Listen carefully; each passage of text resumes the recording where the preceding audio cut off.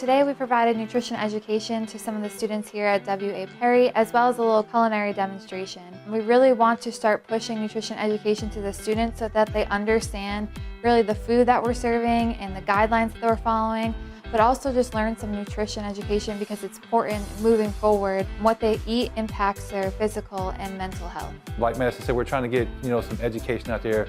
The big thing was to come out and to be hands-on and to be here and to communicate and talk with them and have that conversation about healthy eating and try to get them to be engaging. For the most part they did, right? But that's what I came to do.